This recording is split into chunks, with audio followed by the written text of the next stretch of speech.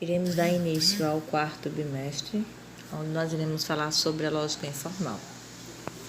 Antes de começarmos a falar sobre o conteúdo que será abordado na lógica informal, iremos analisar os questionamentos que se encontram no módulo de vocês, na página 4, no ponto de partida.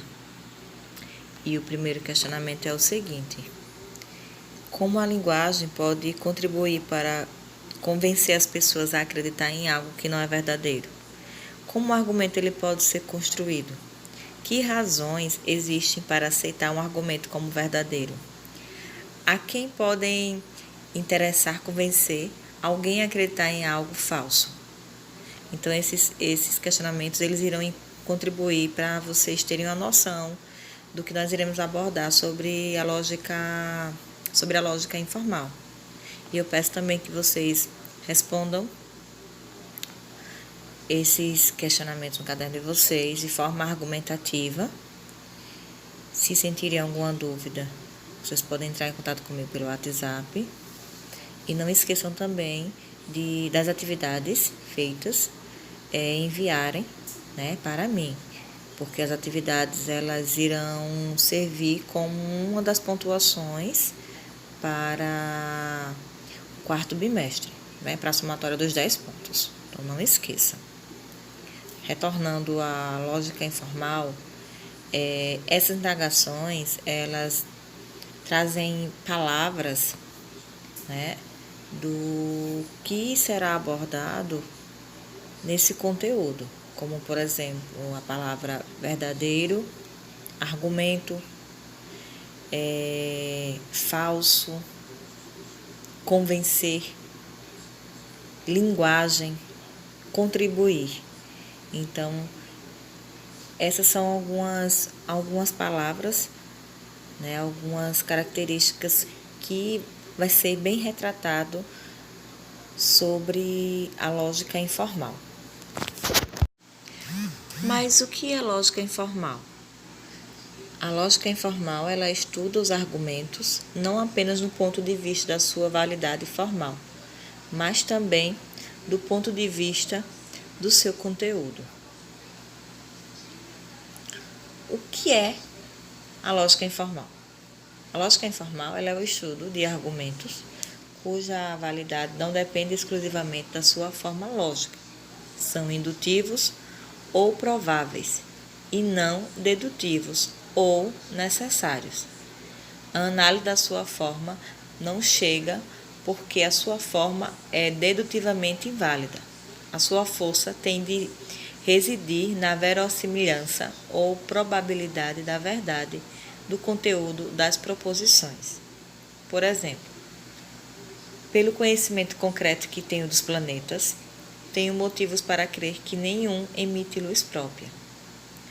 O estudo da lógica informal ele é necessário porque usamos argumentos que, não excluindo a possibilidade de a sua conclusão ser falsa e também de as suas premissas serem falsas, nos dão razões para aceitarmos que estas e a conclusão são plausíveis, prováveis ou verossímeis.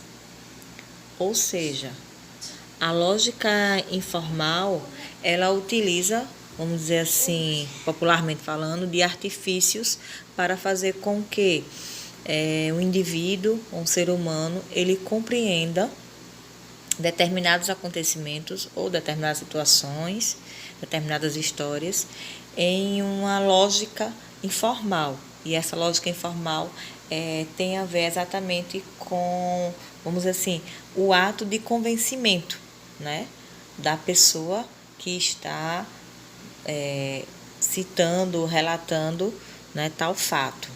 Então, a lógica informal ela seria, como eu acabei de citar, ela seria, vamos dizer assim, uma forma lógica aonde ela vai retratar situações não dedutivas. Então, a lógica informal ela vai trabalhar mais nesse sentido da característica não dedutiva, utilizando vamos dizer assim, da arte de persuadir, da linguagem e de outros meios para, em algumas situações, fazer com que algo falso ele se torne verdadeiro, né? Alguma premissa ou alguma característica que a lógica em si ela não seria real, ela se tornasse de fato real. Como, por exemplo, quando a gente fala o pé da cadeira, o pé da mesa, nesse sentido, né? Porque pela lógica, a cadeira mesmo ela não tem pé. Mas aí, devido a essa característica informal, leva-se as pessoas a acreditarem que a mesma cadeira ela possui pé. Para vocês entenderem melhor, eu trouxe para vocês essa tabela comparando a lógica formal e a lógica informal. Aí, antes de falar um pouquinho sobre a comparação entre a lógica formal e informal, eu vou explicar para vocês a diferença entre indução e dedução, até para melhor compreender a ideia de lógica formal e informal. A lógica informal, ela trabalha com sentido não dedutivo, e a lógica formal, ela trabalha com sentido dedutivo. Mas o que é indução e dedução? A indução, ela vai das partes ao geral. A dedução é ao contrário, ela vai de geral às partes. Um exemplo que eu posso citar para vocês compreenderem melhor é um exemplo de um quebra-cabeça. Se eu chegar para vocês e entregar um quebra-cabeça de 1000 peças, por exemplo, para vocês saberem que imagem vai formar, vocês vão ter que montar o quebra-cabeça primeiro. Então, ela vai das partes, né, desmontada, até a montagem, que aí vocês já vão ter a ideia de que imagem esse quebra-cabeça vai formar. Isso é uma indução. Ao contrário, se eu já entregasse para você o quebra-cabeça montado, vocês já saberiam que imagem, né? Que imagem o quebra-cabeça iria formar. Aí é uma dedução, que é do geral, que já está montadinho, para desmontar as partes, né? Para poder montar novamente. Então, vocês já sabem que imagem vai formar. Aí a dedução do geral às partes, a indução das partes ao geral. E a lógica formal trabalha com a dedução, ou seja, uma ideia sobre determinada coisa, você já saber sobre aquilo, né, entre aspas, e a informal, ela já tem a característica de trabalhar com a não dedução. Aí vamos para as comparações. Na lógica formal, estudo dos aspectos formais da argumentação. Na informal, estudo dos aspectos concretos da argumentação. A formal distingue argumentos válidos de inválidos quanto à forma lógica. O informal distingue graus de força ou probabilidade dos argumentos. Aí, válido, na linguagem informal, significa forte e inválido significa fraco. Então, a gente já percebe uma boa diferença aí. Na lógica formal, como o próprio nome já diz, é uma lógica mais concreta sobre vamos dizer assim, a verdade sobre algo. E a lógica informal, ela já trabalha com um sentido, vamos dizer assim, de convencimento, que se convencer melhor é que vai nos tornar mais verdadeiro ou menos verdadeiro. Mais ou menos essa ideia falando popularmente. A lógica formal, dando continuidade, se a forma do argumento é válida, então premissas verdadeiras justificam e garantem conclusões verdadeiras.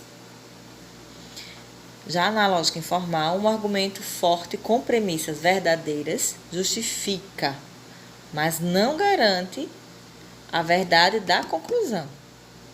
Então, como eu tinha falado anteriormente, se as premissas são verdadeiras, automaticamente, na lógica formal, a conclusão também será verdadeira. Na informal, não. As premissas elas podem ser verdadeiras, mas a conclusão, não. A lógica formal. O estudo da validade persiste de referências ao conteúdo das proposições e ao contexto da argumentação. Na informal, o estudo da validade dos argumentos não prescindem de referência ao conteúdo das proposições e ao contexto da argumentação. Então, na lógica formal, nem sempre, vamos dizer assim, vai ter uma história ou um contexto em si por trás disso.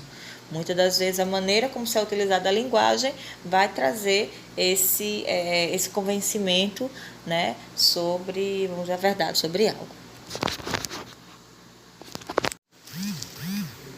Agora eu vou falar para vocês o porquê estudar um pouco sobre a lógica informal. A lógica informal é importante vocês saberem que ela aborda as falácias não formais. O que isso quer dizer?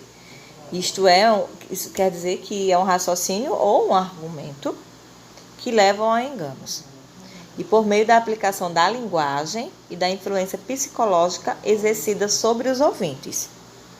A gente sabe que em diferentes situações da vida humana, a linguagem ela pode ser empregada para esclarecer, mas também ela pode ser para confundir e enganar as pessoas.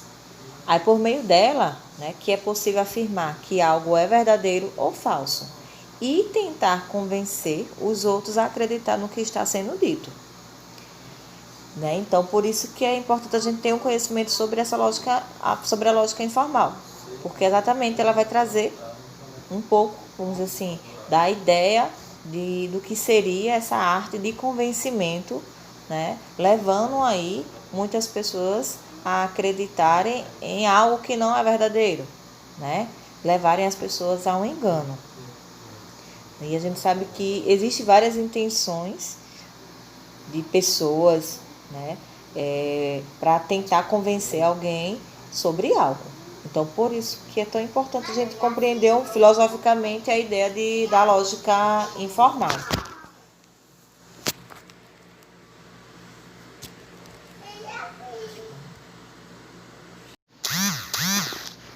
Para vocês entenderem melhor o conteúdo, né, vou pedir para vocês fazerem a leitura desse texto, que está no módulo de vocês, na página 5, que tem assim, para ler e refletir. Em forma de fábula, o título é A Revolta das Palavras, uma fábula moderna. Não deixem de fazer a leitura do texto, é um texto bem interessante, que vai estar abordando a palavra verdade e mentira. Logo após a leitura desse texto, vocês irão responder essas questões, certo? De interpretação do texto. Essas questões vão estar na página 6.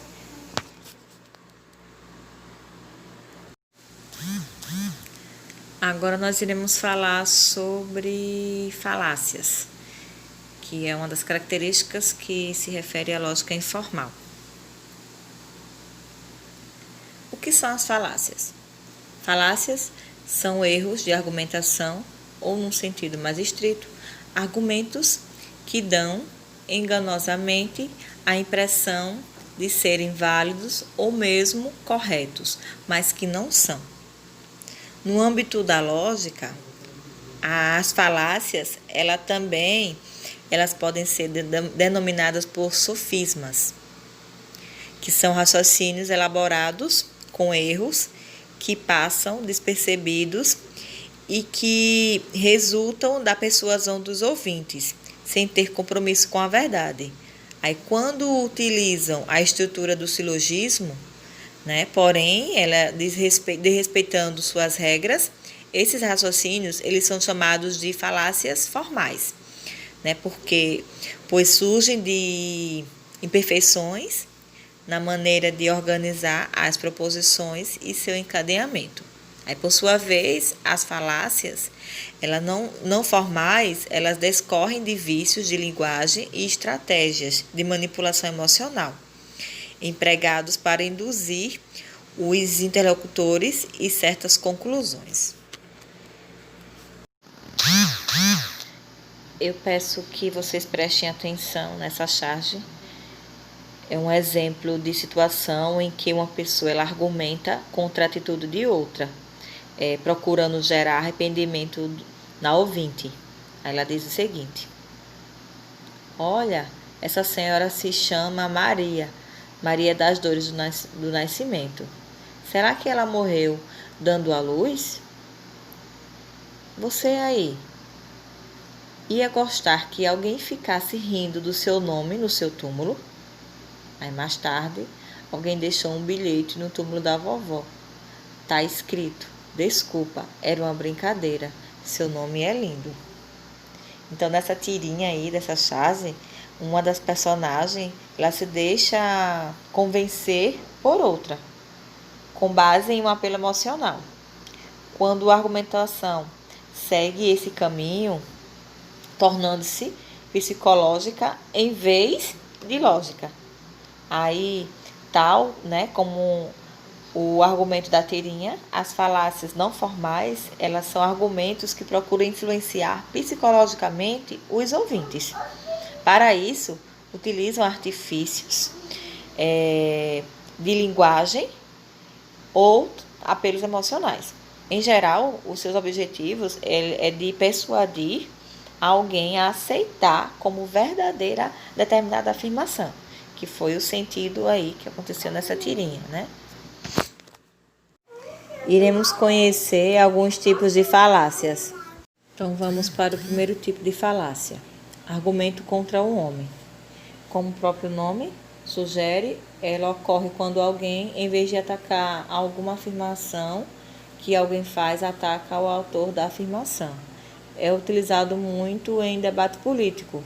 Após o candidato apresentar seus argumentos de modo convincente, aí o candidato adversário ele procura desviar a atenção do público em relação a esses argumentos, partindo para ataques e ofensas pessoais. A gente tem aqui outro tipo de falácia, que é apelo à galera ou populismo, também conhecida como populismo. Busca-se a aceitação de uma conclusão apelando para o entusiasmo das pessoas, geralmente através de um discurso emotivamente carregado. Então, trata-se de apelar para a popularidade de uma opinião ou atitude, a fim de convencer os ouvintes a adotá-la também. Atualmente, é comum esse tipo de falácia basear-se em pesquisa para demonstrar que a maioria das pessoas já consome determinado produto ou já decidiu votar em tal determinado candidato. Então, ela é utilizada muito em propagandas. Aí a gente tem a falsa causa. Essa falácia consiste em tomar como causa de algum evento algo que não é a causa, ou intervir a relação de causa e efeito. A ocorrência desse tipo de falácia é comum no âmbito da superstição. Por exemplo, né? Ele bateu o carro, um acontecimento, porque algumas quadras antes cruzou com um gato preto, que é a causa. Então, a falsa casualidade também ela pode ser percebida quando uma sucessão de fatos ela é interpretada como cadeia-causa. Exemplo, ela curou-se da gripe, um acontecimento, após beber chá de chuchu por 7 dias. Falsa causa, pois o período de duração, geralmente de uma gripe, ela dura em torno de 7 a 8 dias.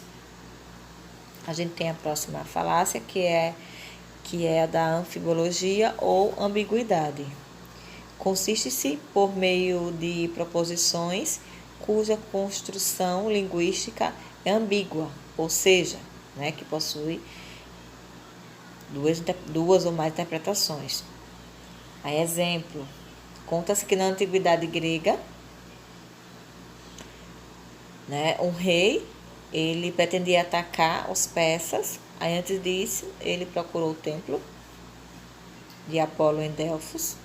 Então, ele foi consultar o oráculo. Aí, obteve a resposta de que, se realizasse o ataque almejado, um grande império seria destruído. Aí, ele concluiu que seria um inimigo. Só que, na verdade, esse império foi o seu. Aí, o sentido da ambiguidade. E a gente tem aqui a composição de visão, que ocorre quando há um equívoco na atribuição de qualidades entre o todo e as partes. Aí, na falácia composição, atribui-se indevidamente ao todo algo que é verdadeiro em parte. Um exemplo: Cláudio mora em Recife e é artista de circo. João mora em Recife e é artista de teatro. Então, Pedro mora em Recife e é artista de rua. Logo, todo eficiente é artista. Essa é a composição, né? Porque alguns indivíduos eles são artistas, ele dá essa conclusão de uma forma geral, dizendo que todo mundo é. E na falácia da divisão ocorre o inverso, sendo uma característica de todo atribuído a uma parte, sem a devida análise. Exemplo, no estado do Amazonas, há muitos índios. Pedro mora no Amazonas, então Pedro é indígena. Aí isso aí aconteceu ao contrário, aquela ideia de indução e dedução. E a última, que é o apelo à autoridade. Para convencer, né, utiliza sentimentos como respeito ou admiração, que é motivado por aspectos como autoridade, celebridade ou posição hierárquica. A forma geral é argumentar em favor da aceitação de alguma afirmação apenas porque certas pessoas, geralmente, alguém famoso ou muito conhecido, uma autoridade, alguém digno de respeito ou admiração, disse tal coisa. Então, esse da autoridade, eu posso dar como exemplo, é quando uma celebridade, por exemplo, ela citar algo por ser uma celebridade ou um famoso é dito como um verdadeiro. Para finalizar a nossa aula, deixo para vocês essa leitura e, através da leitura, responder as atividades a seguir. Então, esse texto ele está na página 8. O título dele, O Amor, é uma falácia. Então, vocês irão fazer a leitura desse texto e, na sequência, vocês irão responder as questões, né? São essas questões, com base no texto, a questão 1 e 2. Aí tem atividades, e aí a gente tem número 1, número 6, são os tipos de falácias que eu apresentei para vocês. Do ladinho vocês irão ler as frases e aí numerar de acordo com a característica que vai representar os tipos de falácia. Então, aí essa atividade na página 9, finalizando aí com a continuação dessa atividade na página 10. Aí a segunda questão, vocês irão pesquisar e registrar definições das falácias abaixo, que são outros tipos de falácias, né? Vocês vão perceber que não são as mesmas que eu citei para vocês. Então, existem vários tipos de falácias. Essas aqui vocês irão pesquisar e dar a definição. Aí na terceira questão, vocês irão criar novos exemplos de falácias, né? Criar novos exemplos de falácias que foi mencionado no texto. O texto falando sobre o amor é uma falácia. E a quarta questão, vocês irão pesquisar discursos políticos e de textos publicitários. Vocês vão pegar na internet, algum site, algum argumento que tem esse discurso que representa características de falácias e que tipo de falácias vocês acham que se enquadram. Então, para finalizar nossa aula, não esqueçam de responder a atividade e quando terminarem, enviarem para mim.